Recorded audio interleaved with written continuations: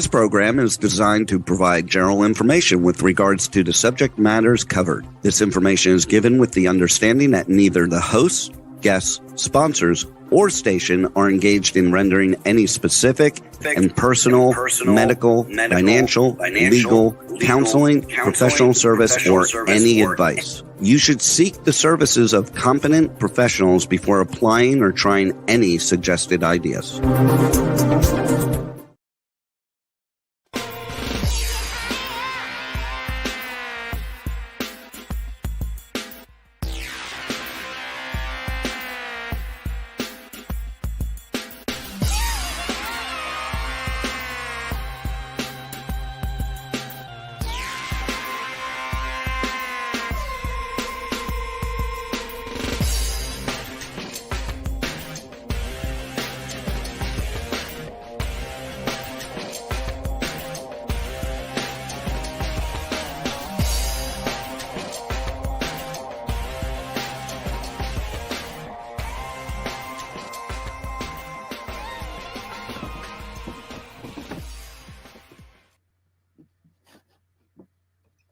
Hey there, it's Brian Sebastian. Movie Reviews and More. So it's Tuesday.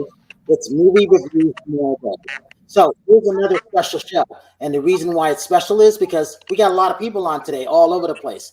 And we're having a few little technical problems, but that's okay because this is the world that we live in. It's all about streaming and telecommunications, and it's not going away. So we got to learn to live with it, adapt, and be adjustable. Right? Right. So here we are with everything live on Talk 4 Media, TV, radio, podcasting. K4HD, radio and podcasting, iHeartRadio, Spotify, Apple TV, and more around the world, and streaming on Worldwide TV Network, iTube 247 out of Franklin, Tennessee, and WomenOnTV.tv. So I call it the movie show today with a few artists and a few fitness people thrown in there, and our one and only singer-songwriter, obviously from Miami, Florida. Right, Tosh? I can't leave her out. So here's the thing about this. I've been waiting for Diego for a long time. Not only is he interesting, he's just unique. With all the stuff that he has around the world, what does he see? Let's see. Paintings, woodcuts, his mask. They're in over 500 exhibitions in the U.S., Asia, and Europe, and his works are featured in a number of museum collections. Let's see, including a Laguna Beach Museum, Laguna Beach, California, San Francisco Mission Control Culture Center in San Francisco, and as far away as the Irish Arts Council in Belfast, Ireland. So the thing about, and you see, I knew Terry would get a kick out of that. Well, I'm Irish, and my dad was an artist, and it runs in my blood. So maybe I had him on because of you, Terry, maybe. But Diego, tell us who you are, where you're coming from. Go ahead. My name is Diego Marcial Rios. I am an artist. I am actually doing this broadcast from the San Francisco Bay Area in California.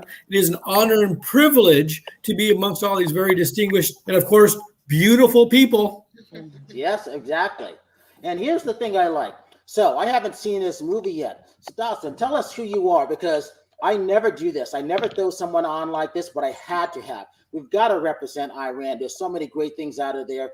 Such a wonderful culture. And I know I've seen your other films, just in case you didn't know. Yes, I've seen your other films. So let's talk about what you got coming up called The Way. Go ahead, go for it.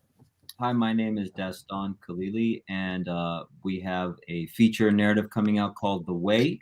And it is a action drama that is both mythical and mystical and high intensity. And I'm very excited to talk about it and share it with you. And see, and the great thing about that, not only is it award-winning director and producer, he's an interesting guy, because I realized that I might have met him during The Way because he only lives in Beverly Hills. So I'm sure we run into each other somewhere around there. So all the way back, if it's about movies and art, we got to have Mike Szymanski on.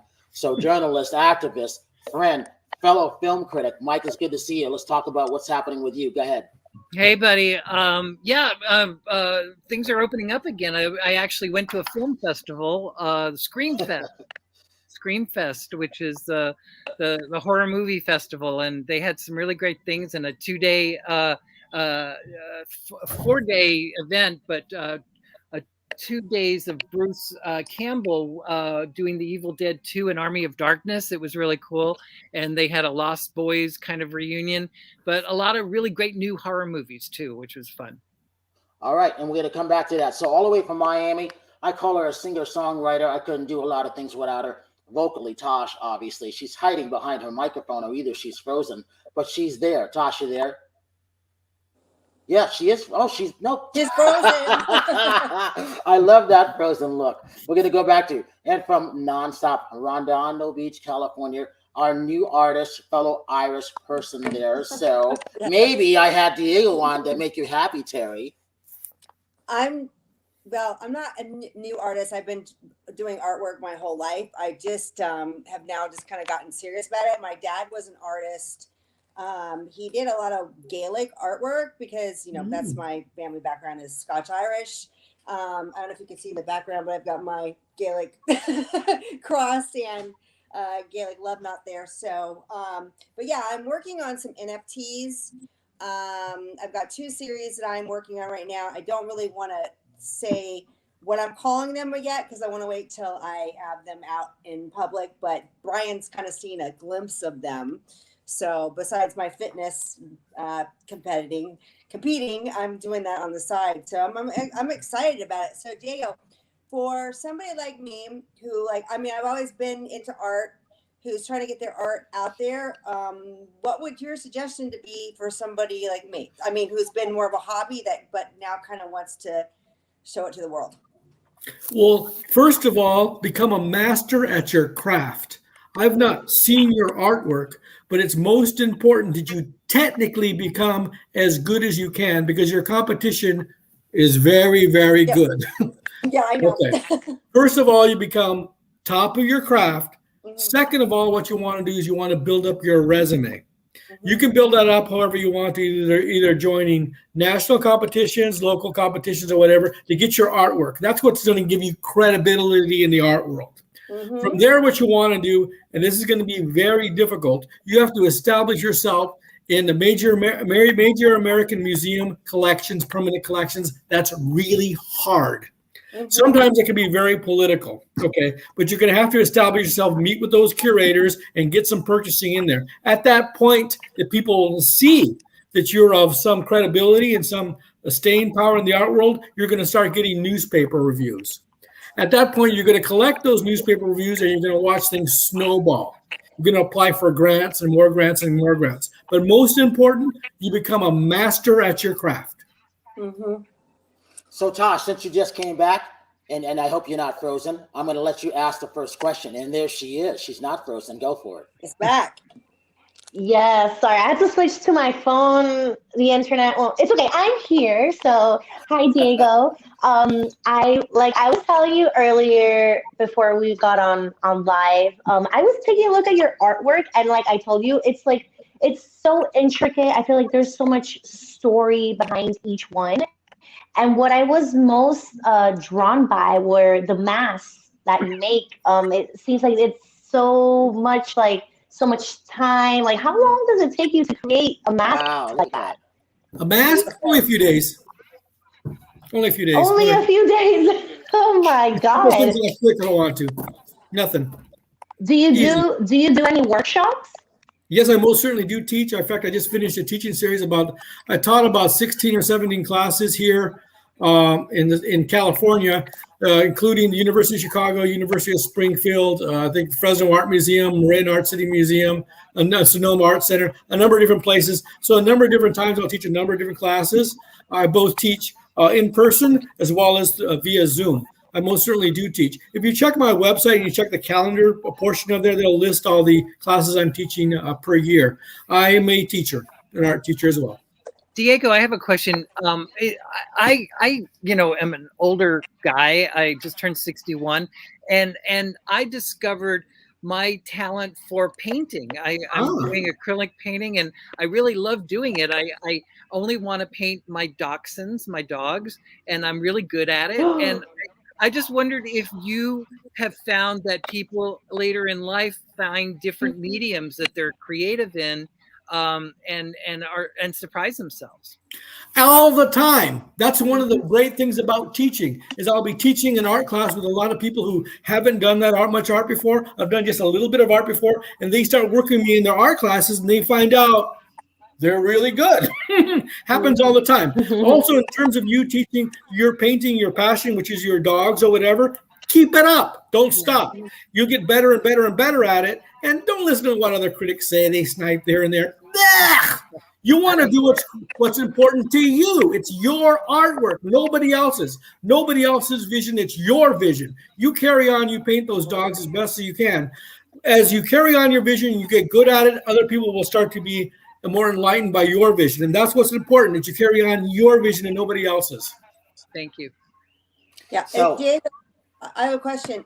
Because when I do stuff, like Brian's always telling me to write, and I like to express myself through drawing and painting, like Mike. And I'm like, later in life, I'm coming into that. I really like to do art again, where I did a lot of art as a teenager and in my early 20s, and then I don't know why I stopped. And then all of a sudden, now I've got this inspiration.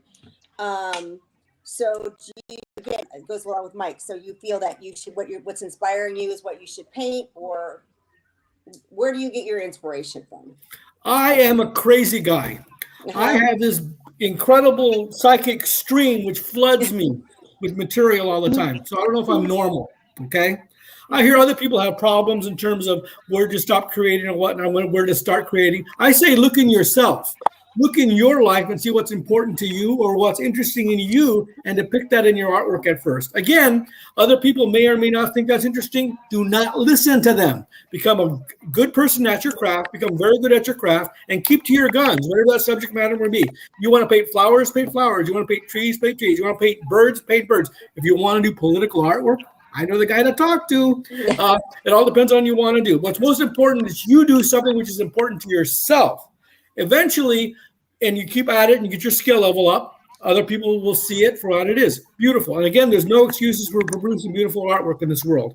If you give a work of beauty to the world, it's a benefit. Again, listen to yourself. Don't listen to other people. One other question along with that. Do you feel that you tell a story with each of your pieces of art? Is there a story behind each? Absolutely. Mm-hmm. That's the way I work. It's not necessarily the way you work. And speaking of that, with the way I work with my art, I have a story behind everything I draw. So I got to go to Dastan, because that leads right into it. And I think of art, I think of fitness, I think of filmmaking, Iranian culture. There's such a rich history there. Mike knows a lot of that. We've seen a lot of great films come out of Iran. But talk about the way. What's going on with this film? I have not seen it yet, but I'm curious. What's going on with that? Well, Brian, first of all, I want to tell you, actually, I haven't been in Iran since I was 9 years old. I left in the revolution. So most of my formative years in my filmmaking has been in the United States, just so there isn't a misunderstanding. This is not an Iranian-based film.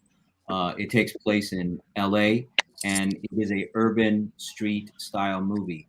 Now, the philosophy and the sensibility of it certainly carries Eastern aspects, both from my Persian upbringing and also the traditional Chinese culture.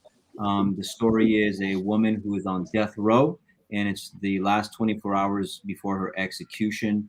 And we go through this process of discovering that she used to be an underground street fighter and ended up murdering her opponent and was condemned to death. However, while she is in prison on death row, she learns the traditional ancient mystical art called Qigong and goes through a personal transformation and is ready to transition, realizing that death is not necessarily an end. However, her boyfriend is a member of the tie-down team, and he is unwilling to let her go and wants to get her out in the last moment. And I'm going to leave it at that. Sounds fascinating. Interesting. That sounds very interesting. This is definitely a movie I'll watch. Yeah.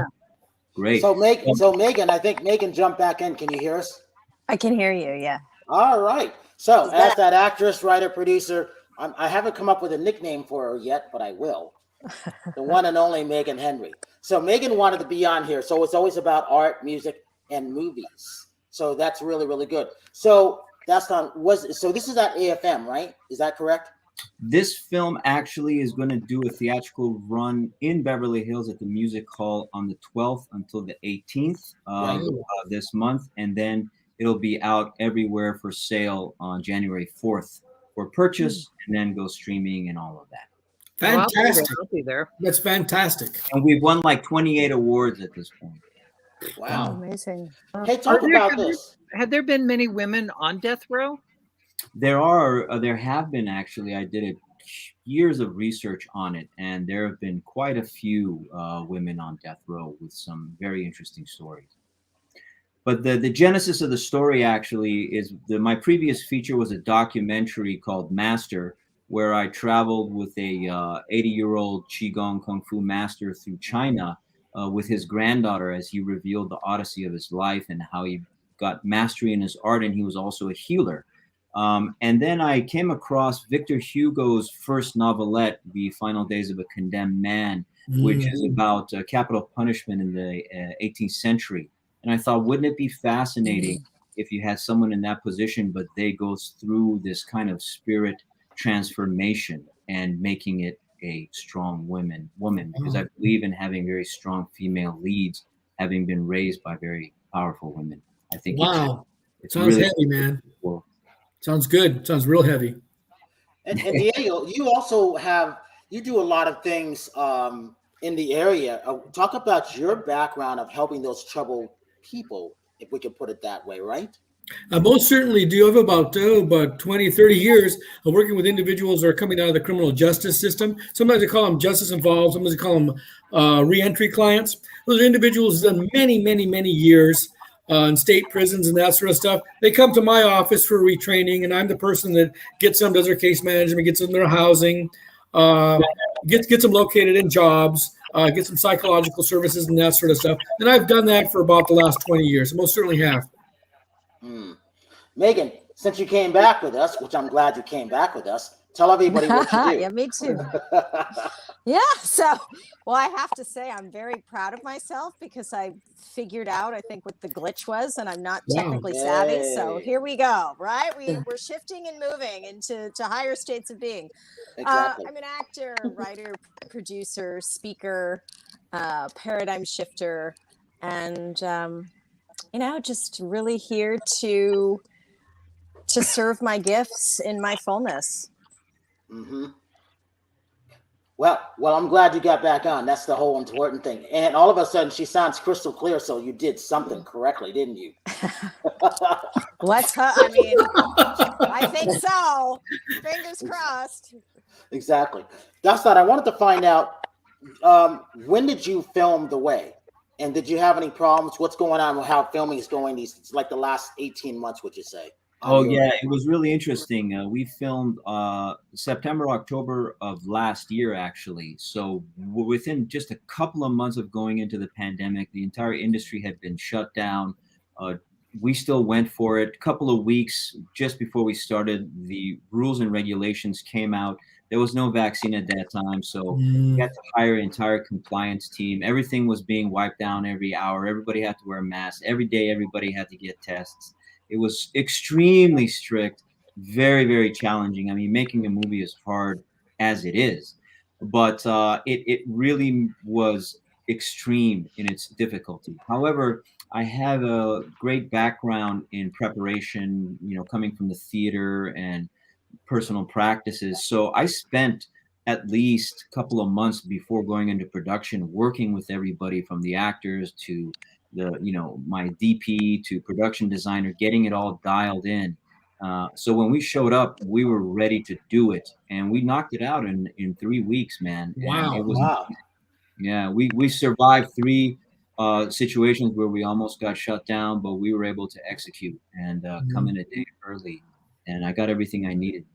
Fantastic. Congratulations on that. I mean, as you're explaining it, I can only imagine being that filmmaker, what it was like to have to put everything together. And then you guys were all locked down together too, right? Yeah, we were.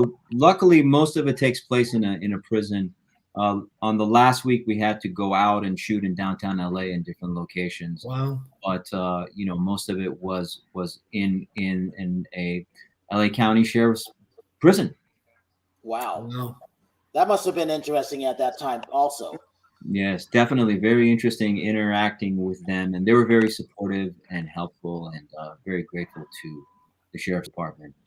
It was quite an experience, and to be frank, although the pressure was extreme, for me as a filmmaker, one of the most important things was having a good time, and I really still had a great time and enjoyed the process. Good, wonderful story. I'm interested in asking Dastan and Megan about what you think things will change because of the Alec Baldwin incident. And Oh wow. you know, I mean, and you know, you obviously everybody uses guns in any movie they have, and one of Brian's previous guests was Rachel Mason, who was best friends with Helena, the woman who was killed, and she wrote about it in the LA Times. But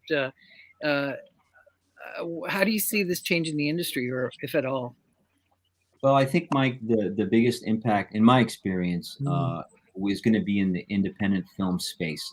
However, our protocols on set were above and beyond what their requirement was and is, because of my own personal concern for safety. I look at the set as my family, and we did use weapons and guns. So even though it went through all of the traditional checks, even when it showed up on set, the AD had to open it up, show it to the actor, make sure it was empty, make sure it was, everything was legit before it was handed over and used in any way. I think that in the indie space, there's probably going to be more intense scrutiny.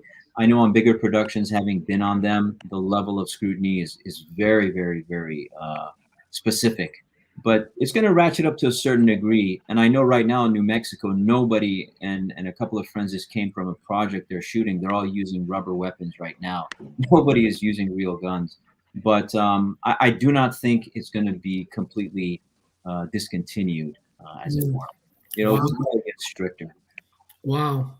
Hey, Mike, we asked that question to Megan because she came back in. Oh yeah, Megan. Yeah, I mean, have you ever used a gun on the set, and how do you feel about doing that now in the future? Yeah, I have, and it was rubber, and I was shown that it was rubber, and there were a lot of safety protocols. Yeah, I'm not sure. Do you think it's the actor's responsibility to know, like, how to, that there's a kickback and things like that? I mean, do you have you shot a gun for real, and do you have to... I personally have, and I went prior to filming and just re-upped my training. But that's an interesting question. I'm not sure what the answer is. I just, obviously we want to be as, safe as possible, and we want everybody to feel comfortable. So maybe it is rubber guns, we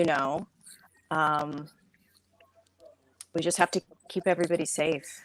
But you also want to make it as realistic as possible too. So a number of actors have never shot guns, or they don't know how to really do it, the way their characters do it. And so it's difficult. I mean, they say about those CGI guns that they use on one of those HBO shows that Kate Blanchett is on, and how they CGI all the smoke and everything. But there's really an impact.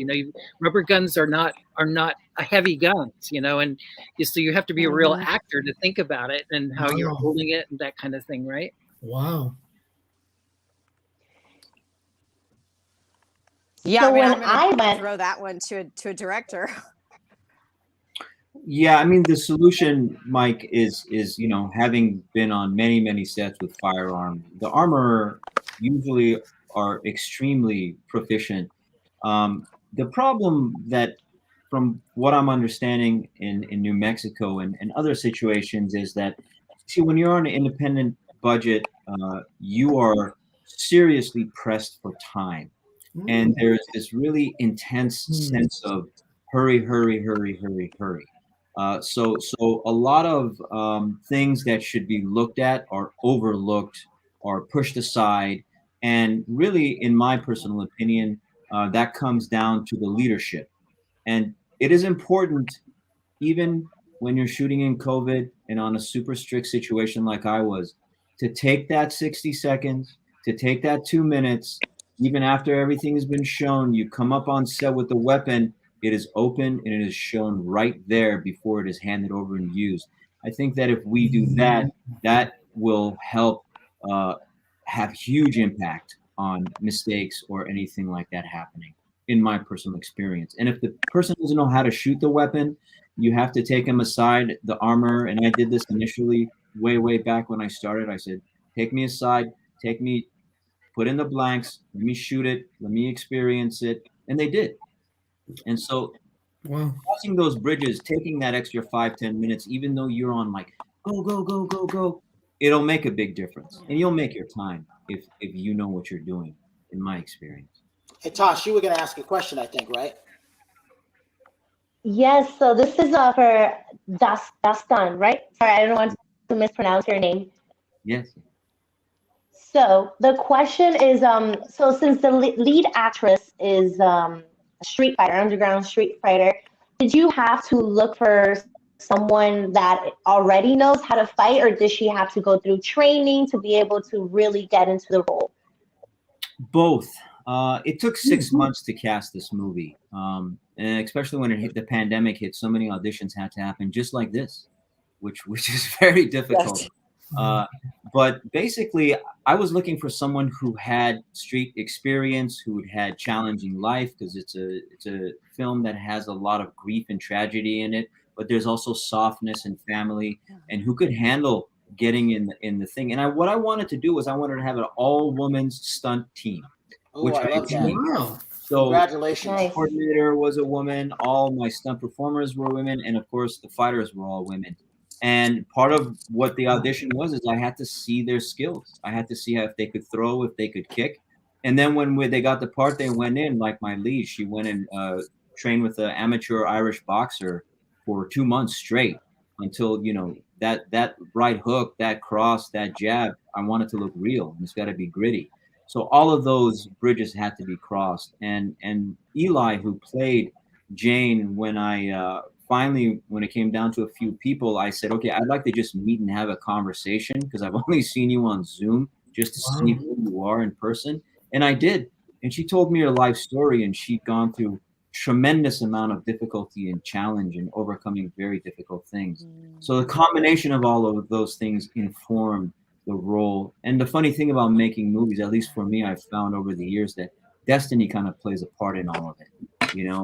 Who gets the part. It's a really fascinating process. Megan, you're a martial artist too, right? Did she freeze? I think she's there. Hey, Megan, are you a martial artist too, right? Yeah.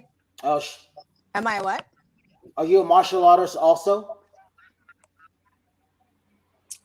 Yeah, I've done some Muay Thai. Okay, that's what I thought. So yeah. I know I'm going to like this movie because when I was reading it a couple of weeks ago, I'm like, this seems interesting. My problem is I still want to see a lot of them on the big screen. And Mike, you'll like this. I actually went to the Lemleys to go see the Eternals. Guess who I saw? I saw Greg Lemley there with his wife and his babysitter. I'm like, what are you doing here? For those people who don't know, Greg owns the Lemley theater chain. So it's the oldest theater chain in the world, and his great granddad started Universal Studios, Carl Lemley. And yes, exactly, Carl Lemley. If you get a chance to see it, I think it's on demand. It's one of the best documentaries out there, and it's one of those things where it was good seeing him. And he sat up top. I sat in my usual seat in the third row center, where I'm always sitting, and it was one of these things leading into the art on the roll, Diego. It's good to see art in a movie theater. I love going to the NoHo Theater and seeing art there. And Dastan is one of these things. We got to support independent filmmakers no matter what. I know a lot of people aren't doing it, and I'm doing my best to get the word out there, but indie films are having a hard time, right, Mike?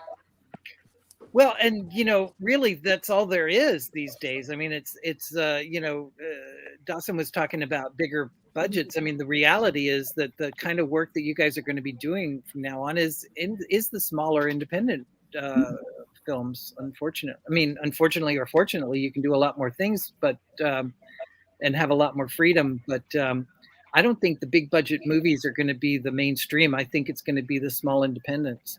That's good to hear in a way. I mean, if I may make a comment, actually, maybe that'll allow smaller people with more clearer visions or more interesting visions to come in. I mean, there's a positive, there's a negative to everything, right? Yep. So maybe in a sense, it's time for the industry to change to something else, which is maybe more creative. You never know. Bigger budgets don't necessarily mean better movies. Some of the best movies in the world have been made in black and white with no budgets at all. I can list them by Fellini, list them by a number of other art geniuses that have been around. So maybe it's a good thing. Maybe.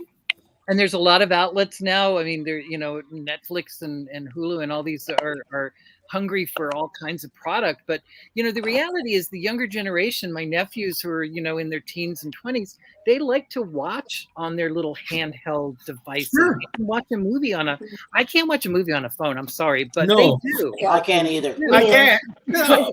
No. I got. My second stand.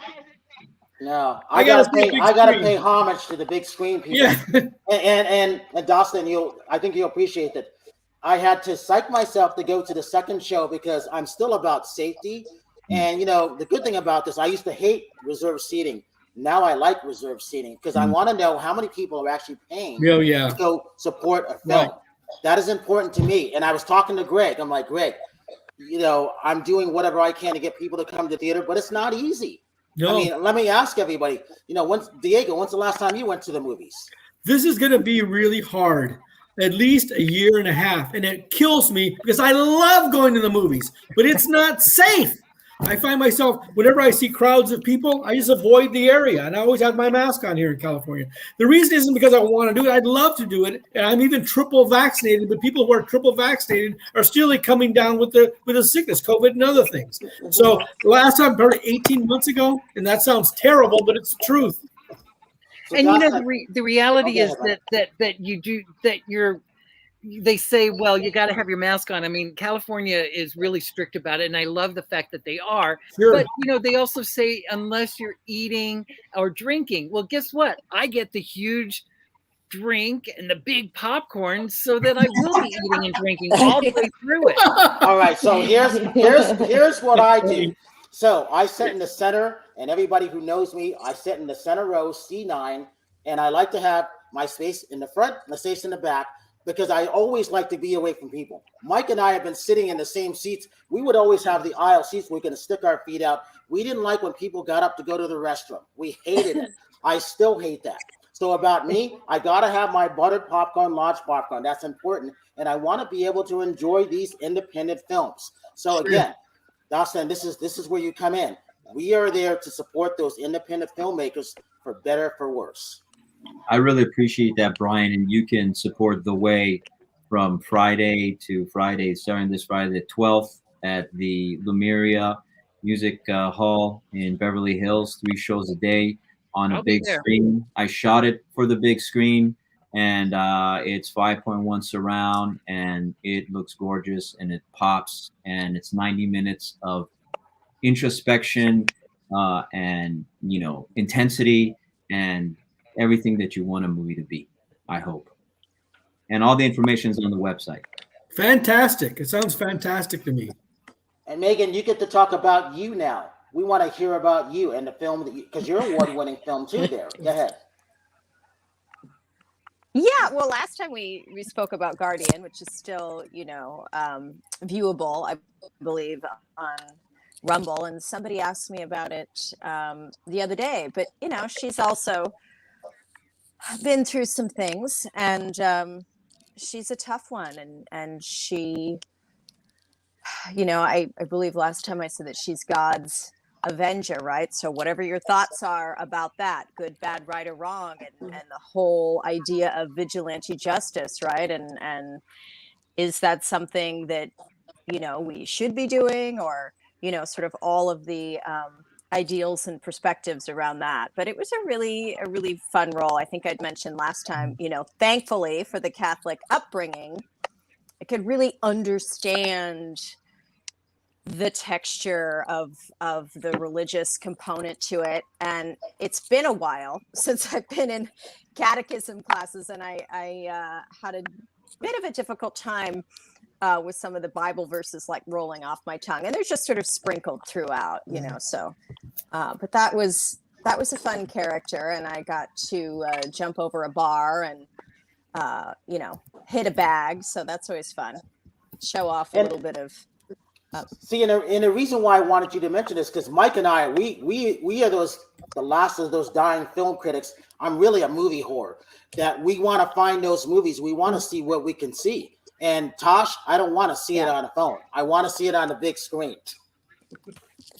Oh no, I can't see movies on a phone. There's just no way. My attention span is very, very small, so I need a huge screen to like keep me captivated.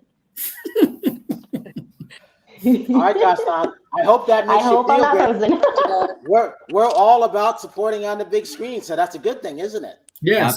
Absolutely. Very great. Oh yeah. Gosh, your friends don't go to movies like every week like I used to do, right? I mean, we used to go every weekend to the movies with a group of friends, and your generation doesn't do that anymore, right? No.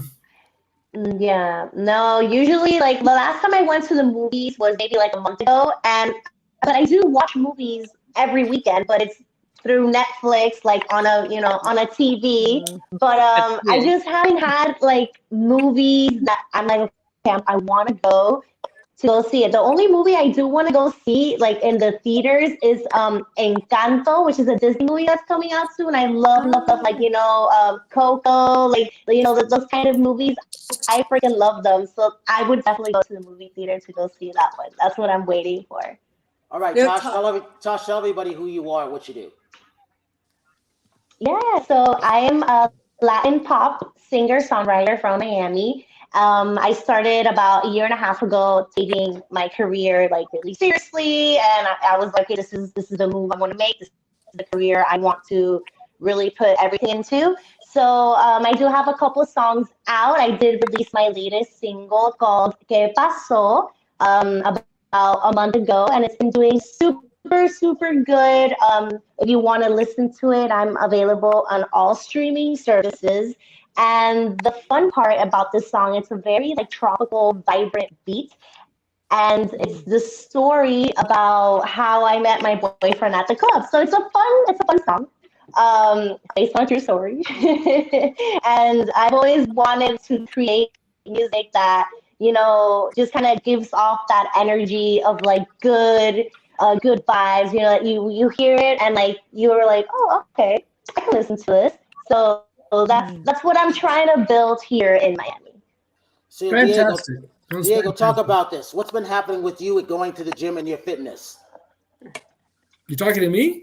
Yep. Talk about you and your fitness. What do you think? Boom, boom. I'm a senior citizen. I'm a senior citizen. I can't bench lift 300 pounds anymore. I used to be able to. Now it's like 250 or whatnot. What do you think? I catch up my muscles, but boom, boom. I never stop going to the gym. I bike for a number of miles every day. I lift weights every single day. Especially if you're at my age. I'm a senior citizen. I'm 60 years old. I don't look like I'm 60. I don't act like I'm 60, but I'm 60. I'm an old guy. But you'd never know it from me if you met me again, because I'm out there biking, hiking, shooting cross, whatever I can do to keep physically fit. It's extremely important to keep your mind fit and your body fit. That's the way I see it. You may see it different. That's the way I see it. And Mike, what are you doing besides going to the cemetery with your dogs? Oh, please. Give him a break. Give this man a break. I do go to the cemetery with my dogs, and I also do yoga at the cemetery. Hollywood That's Forever, true. One of the most beautiful places on the planet, and I do yoga twice a week there, and it's so peaceful and calm, and there's ducks and geese and peacocks, and it's pretty cool. And Carson, what do you do? Mike, have you ever? Oh, sorry, Cass. Go ahead, Josh. Oh no, because I'm actually planning on doing a goat yoga. So I'm wondering, Mike, have you ever experienced goat yoga before or done it? I've done it. It sounds very strange, but no. It sounds strange. Wait, Terry, how was it? Like, was it really like relaxing having the goats on you? It's really hard for me to focus because they're so cute and they want to like crawl on you and stuff. Yeah, there's a place in oh gosh, it's in not Palos Verdes, in anyway, there's a place here in South Bay that does it, and if you're in California, I'll take you. It's fun. The goats are cute, though they crawl on you, and yeah, it's more fun. It's hard for her to focus because it's so like enlightening. I don't know. Gives you There will be no goats crawling on me. No, I'm just Are gonna they- do it the regular way. baby goats. Are they babies? They're baby goats. I don't Yes. care if they're babies or not. I need to get my stretching in, and I don't need ghosts to be on top of my shoulders or anything. It's hard enough to take my dogs to the Oh. yoga. So that's very funny. Hey, Costa, what is your thing? What do you do when you're relaxing? What is your outlet? Would you say you have? You're asking me? Yes. Yes. So for health and wellness, my daily practice is kind of a practice called Qigong, which is Oh yes, yep. a combination of Shini, Bagua, Tai Chi, Qigong. It's both meditation, movement, heart soft, and focusing internal, external. And then I combine that with hiking and push-ups and, other kinds of things like that. But that's my daily practice, my way of life. And it really impacts me in a tremendously positive way. I can't begin to express that, which is part of my motivation for this continued theme in my filmmaking. I'm interested in kind of triangulating, bringing spirit into the world of mainstream film, because most subject matters we see are not connected to the element of spirit, whether it is a meditation, a belief system, whatever that may be. And I'm really interested in exploring characters who have that added element in their life and how that impacts them. And you really do see that in the way, because it has impacted me, and I feel it's something I want to share through my filmmaking skills. Sounds like a great movie. Dastan, you're speaking my language. Uh-huh. And Megan, you were next because we were transitioning into that segue for you. What do you do? Yeah, no. Well, what I do is, similar to many of you, all things spiritual, although I love archery, and archery is actually very spiritual. But, any combination from like sound baths to light language, channeling, I just, a lot of meditation, sometimes just dancing around. And, I couldn't agree more with what you said, Dastan, and I'm excited to see your film because I am very interested, like yourself and many people, in really infusing higher consciousness, right, in a compelling way into the entertainment industry and the stories. I just think it's so important to sort of work with ourselves, with our higher aspects, right, and to trust that it can be entertaining. I think sometimes we feel like, well, if everything's going well, or I'm able to work through my trauma and transmute and alchemize, and then you witness that it's not going to be compelling, but it actually is. Mm-hmm. So, and Yeah, Terry, that's really interesting, Megan. Oh, sorry, go ahead, Dustin. I was going to add to that. It's really interesting what you're saying, Megan, because I think it's a very important time for that, as the compression of intensity in the world in all aspects increases. What I try to do as a filmmaker is more make it about the background. I stay true with the stories and the characters and the human experience, and I'm not trying to teach or preach that. What I'm just injecting is, okay, how about this person who actually is coming from that world? How does that impact that? And so we maintain the human connection without it ever becoming pedantic. And that's kind of how I found is most effective to express that. And with that, since it's Giving Tuesday, it's one of those things where I got to talk about the Dreamweaver Artist Ranch because it's about helping those artists. And Diego, since you're that long-serving artist, this is why it's important. It's about artistry, renewal, and thrive. You got something that's there that looks like a butterfly in your artwork, and I loved it. And I wanted to show that. I think we have a picture of that, right, Roxy? Mm-hmm. wow. I love that. Let's see the next one. Beautiful. Wow. See, and it was one of those things where it's important to support the arts. It's important to support music. It's important to support what we all are doing because it's all connected these days. And since it's Giving Tuesday, I say that we all support the way. We support what Diego has on his website and when he comes out to speak. And when a Mike comes, since he's become that medium, it's hanging out with Sally Kirkland all the time in the cemeteries. I never thought I'd see that one happening. You know what? I think we're gonna have Sally on here to see what's going on with you and Mike. I mean, that's important because she's a minister now, isn't she? You know. That's quite funny. Yeah, see, he knows. It's right. All right, Mike. Give you social media links and what you got coming up. I have my Dachshund books on Amazon.com. Just look up Mike and Dachshunds and it'll come up. I have two books about Dachshunds that are fun. And I'm also on Medium under Mike SZY. I'm writing about family history right now. And you were talking about Screamfest too.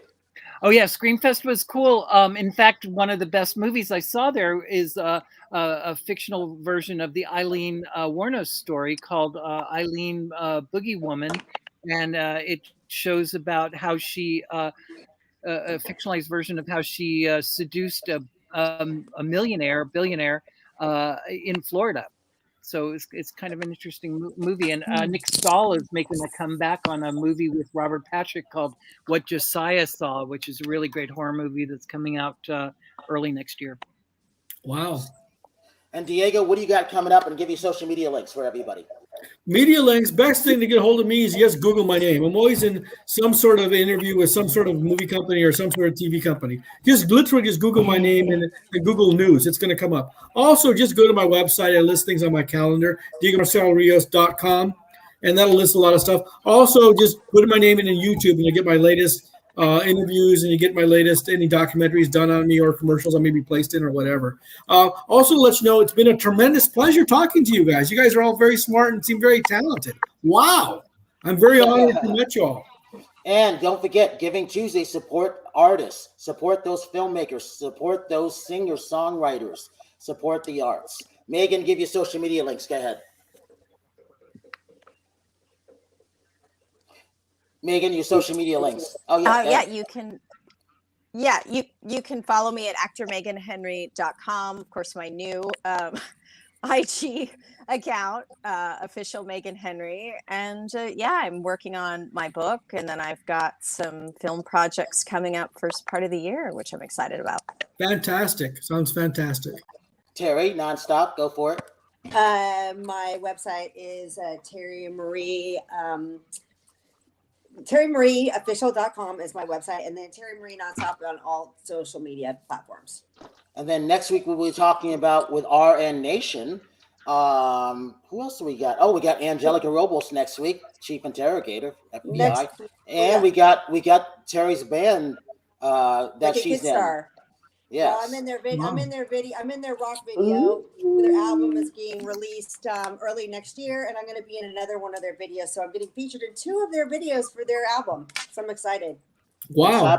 And Teresa, it's always good to see Saban Marketing, Promotion, and Entertainment.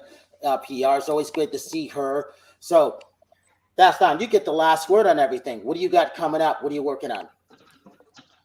Thank you so much. Really appreciate you all and this time to connect. And I really actually had a good time on this. So thank you so much. That was lovely. TheWayMovie.com. Everything you need to know is on that website. All social media links, showtimes, everything about me, all that. Just go to TheWayMovie.com. And it's been a real pleasure to connect with like-minded and like-hearted human beings. Exactly. It's all about supporting the arts, right? Pleasure is all mine. So here's the other thing. I got to show Ringo. We got to show Ringo because this will help people with what they're going through, whether it's anxiety, depression, if you're a smoker and want to stop smoking, all of weight that. Loss.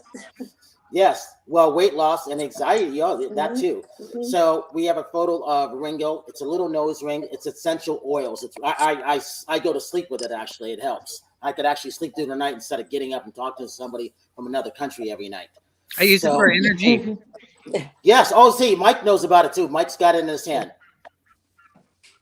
See, he knows. So, and I think Roxy, we have a photo of it too, right? Oh, yep. And we might have one more on there. Yep. That's the one I've been using lately. It's actually really, really good. And then for those people who have aches and pains, it's obviously we have to show Popper and Berkeley. You know, I like the health and wellness aspects of, you know, when it comes to CBD. So you get 15% off when you mention movie reviews and more. We have a lot of people ordering stuff. So aches and pains, that's really what it is. I think Terry uses it for her mom. We've all had aches and pains and with all the stuff. I think Mike, matter of fact, Mike was on the show with Adam. So Mike used it for your MS. I use it for my dogs too. Yeah. Yeah, it really is helpful. So I want to thank everybody for coming on, because you never know how everything's going to fit. I figured music and arts and independent filmmaking would work, and I think it worked. Yeah. So I have to always say this to everybody. Thank you for everybody for coming on. And I say this, have a good night tonight, a better day tomorrow. And if you see someone without a smile, please give them one of yours, because the world needs it. I'm Brian Sebastian. This is Movie Reviews and More, and we'll see you next week. Oh, by the way, we've done 51 weeks. Next week, Terry, is our year anniversary. Fantastic. 51 weeks we've done. I don't think anybody's done that. Does anybody do 52 straight weeks? Well, we're doing it. We're doing it next week. So for that, we will see everybody next week. Thank you so much. See you later, alligator. Thank you. Thank you.